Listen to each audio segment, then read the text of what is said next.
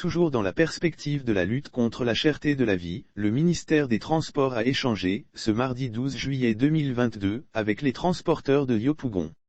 Le coût du transport urbain demeure inchangé dans la commune de Yopougon.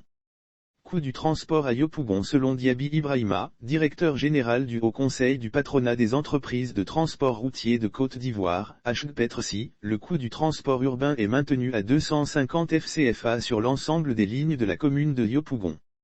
Le directeur général du HPETRC a donné cette information au cours de la rencontre initiée ce mardi 12 juillet 2022, sur instruction du ministre des Transports, Amadou Koné.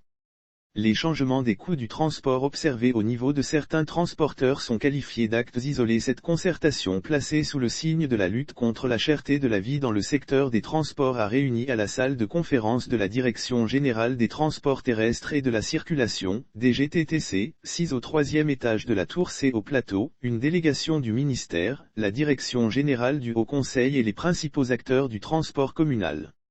De Yopougon.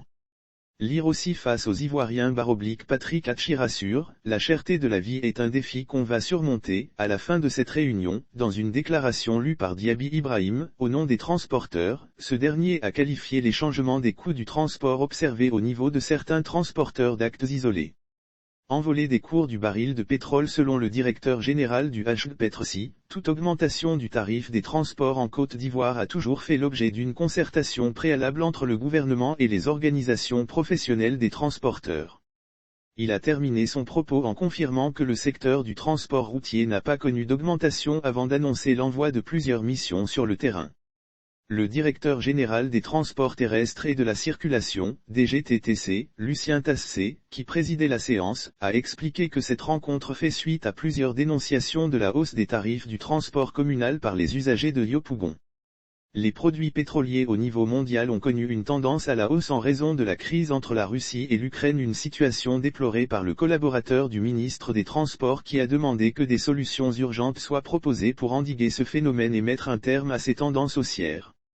Lire aussi Patrick Hatchi rassure la population quant à l'engagement du gouvernement à contenir l'inflation. Lucien Tassé a, en outre, expliqué que les produits pétroliers au niveau mondial ont connu une tendance à la hausse en raison de la crise entre la Russie et l'Ukraine.